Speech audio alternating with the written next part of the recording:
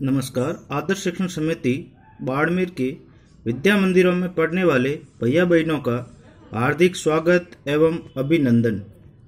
Class 8 subject English first lesson 3 part 2 glimpses of the past अर्थात अतीत की झलकियां। Glimpses of the past अर्थात अतीत की झलकियां। अपन ने इससे पहले 4 बिंदुओं के बारे में चर्चा की। आज हमारा 5वां बिंदु है ऑपरेशन। ऑपरेशन ये 1765 से शुरू होकर 1835 तक चलता है। इसके अंदर बताया गया है कि but the British continue to oppress Indians in 1818 they had passed regulation third under it an Indian could be jailed without trial in court. All the time British officers in India drew big salaries and also made fortunes in private business. By 1879 Britain was exporting Britain goods worth 7 crores rupees to India. इस चित्र के माध्यम से ये बताया गया है कि इसके अंदर अंग्रेजों ने भारतीयों पर दमन करना जारी रखा अर्थात भारतीयों पर और अत्याचार करना जारी रखा। यह ऑपरेशन का मतलब होता है अत्याचार संबंधी मामला, अत्याचार या उत्पीड़न। सन 1818 में उन्होंने तीसरा कानून और पारित किया जिसके द्वारा किसी भारतीय को न्यायालय में मुकदमा चलाए बिना ही जेल की जा सकती है अर्थात किसी प्रकार का कोई मुकदमा चलाए बिना भी जेल जा सकता है, जेल दी जाएगी। हर समय अंग्रेज अधिकारी भारी वेतन लेते थे। निजी व्यापार में भी उन्हें धन कमाया। 1829 में ब्रिटेन 7 करोड़ रुपए का ब्रिटिश माल भारत को निर्यात कर रहा था। फिर इसके अंदर अपन देखते हैं governor general Bentinck reported back home the bonds of cotton weavers are bleaching the plains of India. The British proceeded and the company loots while Indian industry began to die. The bonds of cotton weavers are bleaching the plains of India.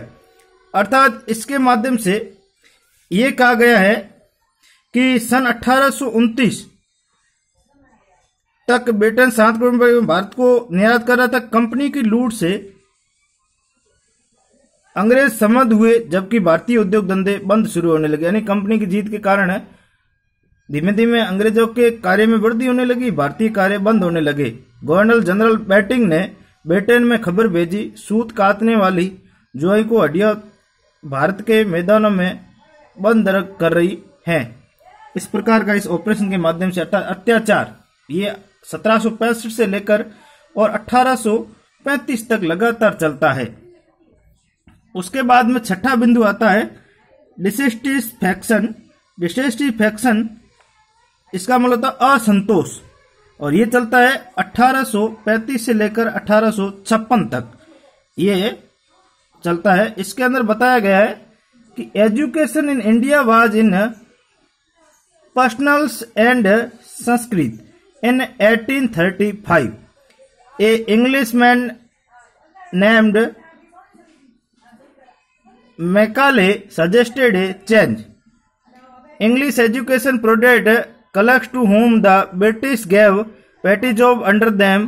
Incidentally, it also produced a new generation of intellectuals. We should teach the natives through the English language. I agree. We must educate for our brothers and try to improve their material condition. For that we must convey our grievances to the British Parliament. अब इस असंतोष के अंदर ये बताया गया है कि भारत में शिक्षा फारसी और संस्कृत में थी। फारसी और संस्कृत भाषा में शिक्षा चलती थी।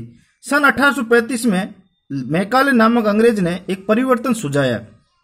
हमें भारतीयों को अंग्रेजी भाषा पढ़ाना चाहिए। मैं सहमत हूं।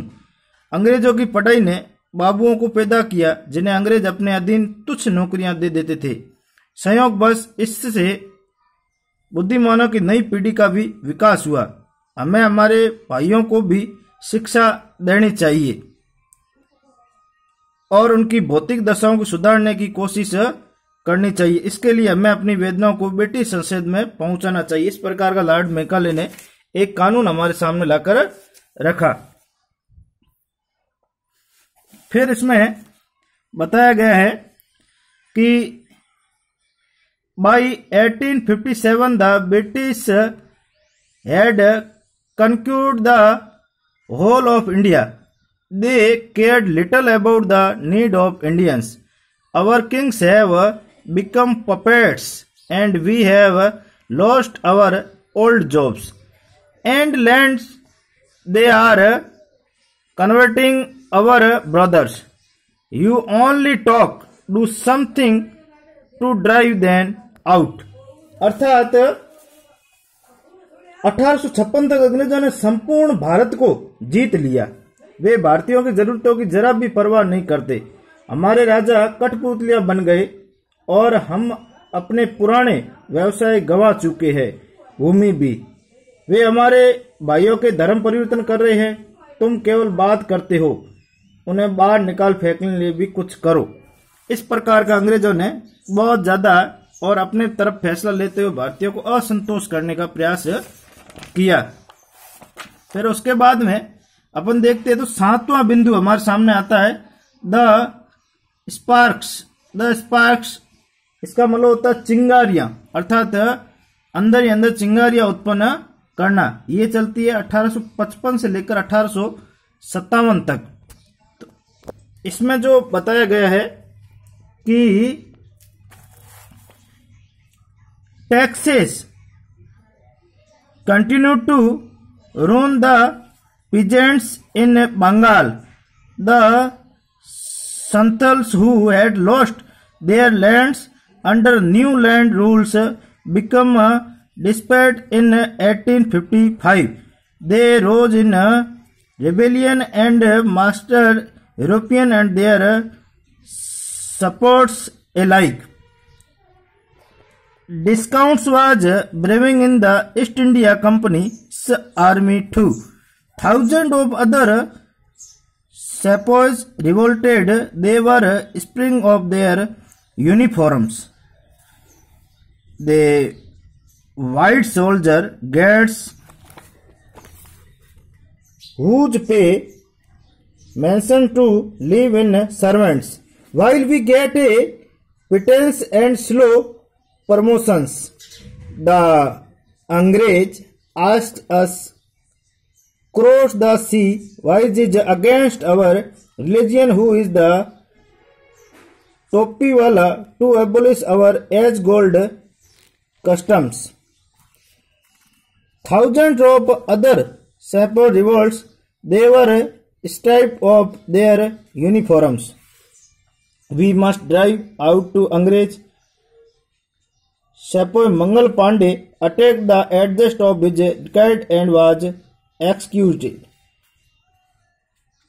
humiliated and put in irons. अर्थात इस बिंदु के अंदर चिंगारियों के माध्यम से ये बताया गया है कि करों ने कृषकों का विनाश जारी रखा। बंगाल में नए कानूनों के अनुसार जो संथाल अपनी जमीनें खो चुके थे, व्याकुल हो उठे थे, 1855 में वे विद्रोह पर उतर आए। यूरोपवासियों और उनके समर्थकों को समान रूप से मौत के घाट उतार दिया। ईस्ट इंडिया कंपनी की सेना में धीरे धीरे असंतोष की भावना पनप रही थी। गोरे सैनिकों को भारी वेतन, रहने के लिए बड़े बड़े मकान, नौकर मिलते हैं, जबकि हमें अल्प वेतन, धीमी पदोन्नतियां मिलती हैं। अंग्रेज हमसे समुद्र पार करने को कहते हैं, हमारे धर्म के विरुद्ध है। ये टोपी वाला अंग्रेज हमारे युगों पुराने रिवाजों को तोड़ने वाला होता है। हमें अंग्रेजों को बाहर खदेड़ देना चाहिए। सिपाही मंगल पांडे ने अपनी टुकड़ी के अंग्रेज अधिकारियों पर हमला कर दिया। ये मंगल पांडे एक बहुत बड़ा देशभक्त था जिसने सबसे पहले शुरुआत युद्ध के लिए की थी। हमला कर दिया, जिसके कारण उनको फांसी दे दी गई। इसलिए 1857 में सबसे पहले फांसी जिन हिंदू को दी गई वो मंगल पांडे थे। हजारों अन्य सिपाहियों ने भी विद्रोह कर दिया और उनकी वर्दियां उतार ली गई, अपमानित कर जेल में डाल दिया। उसका जो अगले का जो बिंदु है, इसके अंदर few Englishmen had cared to understand Indians' customs for people's mind. Oh, proud Brahmin soldier, do you know that grease on the world you have the white is made from the fat of cows and pigs? What? The white man has decided us too. Soon chapatis were sent from village to village. Tell the people that their emperor would want their services. Yes, all my village men will be ready. Similarly, lots flour circulated among Indian soldiers that to the foreigner. The message gave all help and shelter to the patriots. अर्थात इसमें कहा गया है कि हजारों सिपाही ने विद्रोह कर दिया, उनकी वर्दियां उतार ली गई, अपमानित कर जेल में डाल दिया गया। कोई भी अंग्रेज ऐसा नहीं था जिसने भारतीय रिवाजों और लोगों के मनों को समझाने की कोशिश की। ओहो अभिमानी ब्राह्मण सिपाहियों, क्या तुम जीत जानते हो कारतूस की जिस ग्रीस को तुम्हें मुंह से काटना होता है वो गाय और सूअर की चर्बी से बनी है। अर्थात उन्होंने इस प्रकार की अफवाह लगाई, गोरे लोगों ने हमें भी धोखा दिया है। जल्दी ही एक गांव से दूसरे गांव में रोटियां भेजकर ये बताया गया कि उन्हें राजा को उनकी सेवा की जरूरत है। हाँ, मेरे सभी गांव वाले तैयार रहेंगे। इसी प्रकार भारतीय सैनिकों के बीच कमल के फूल घुमाए गए। विदेशी अंग्रेजों की मौत, जनता ने देशभक्तों को पूरी सहायता व आश्रय दिया। इस प्रकार का एक चिंगारी लोगों के अंदर देशभक्ति का भाव जगाने के लिए इस प्रकार रोटी का और संदेश भेजा गया, फूल कमल का भेजा गया, ताकि लोग हर कोने से 1857 संग्राम के लिए पूरी तरह से तैयार हो जावे। इस प्रकार उनको तैयार करने की कोशिश की गई। ऐसा अभी इन 5वें, 6वें और 7वें बिंदु के अंदर बताया गया है। अब हमारे सामने कुछ डिफिकल्ट वर्ड जिनके हमको उत्तर देने, जैसे ऑपरेस। ऑपरेस का मतलब होता है दमन करना। रेगुलेशन अर्थात कानून। पपेट्स कठपुतलियां। रून यानी विनाश करना। मसीह यानी जनता। और पैट्रियट्स मतलब देशभक्त। ये हमारे कुछ इसके अंदर डिफिकल्ट वर्ड है, ये हमको अपनी कॉपी के अंदर उतारने हैं। उसके बाद में आते, अभी हमने जो मोस्ट 3 बिंदु पढ़े उसके बारे में। जैसे पहला है ऑपरेशंस, ये 1765 से लेकर 1835 तक चलता है, अर्थात ऑपरेशन मतलब अत्याचार। दूसरा डिससेटिस्फैक्शन अर्थात असंतोष, ये चलता है 1835 से लेकर 1856 तक। द स्पार्स अर्थात चिंगारियां, युद्ध को करने की तैयारियां, ये 1855 से लेकर 1857 तक 3 साल के चलता है। ये हमारे जो आज पढ़े गए उसके मोस्ट बिंदु है। उसके बाद में आता है ग्रामर संबंधी, चेंज द नंबर। जैसे ऑफिसर तो बन गया officers, pen pens, king kings, try y को हटाकर IES जोड़ा तो ट्राइज, ये ग्रामर का बन गया। ऐसे आता है right the miss spelled words, अर्थात शब्द उल्ट पुलट है उसको सही करके शब्द को बढ़ाना। जैसे MRAY ये था तो उसका सही किया तो RB बन गया। KLAT था तो उसको सही किया तो टॉक बन गया। LLIVGAE तो इसका विलेज। DANL तो इसका लैंड। अब हमारे सामने कुछ क्वेश्चन आंसर है, ये हमारे गृह कार्य में रहेंगे, जिनके उत्तर हमको इस अभी जो पढ़ाए गए इसमें से देखकर हमको उत्तर है वो लिखना है। इसका उत्तर हमको इसके अंदर से देखकर लिखना है, जिसमें सबसे पहला प्रश्न है,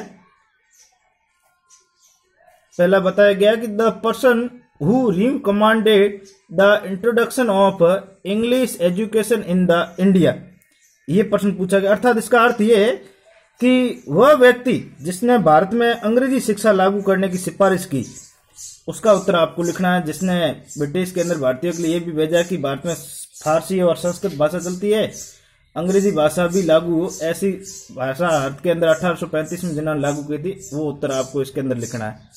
ऐसे दूसरा प्रश्न है, two oppressive policies of the British, two oppressive policies of the British, अर्थात कहने का मतलब अंग्रेजों की दो दमनकारी नीतियां लिखनी है। अंग्रेजों ने दो कौन से दमनकारी नीतियां चलाई थी उसके बारे में। फिर अगला प्रश्न है, two ways in which common people, two ways in which common people, इस प्रश्न का उत्तर भी अपने को इसके अंदर से देना है, इसको भी बताना। अर्थात इसमें यह आपको लिखना है कि दो तरीके जिनसे जन सामान्य पीड़ित हुए, इसके बारे में। चौथा है, हु वाज मंगल पांडे, मंगल पांडे कौन था, तो इसके अंदर आपको बताया गया था मंगल पांडे के बारे में कि सबसे पहला फांसी दी गई वो हिंदू और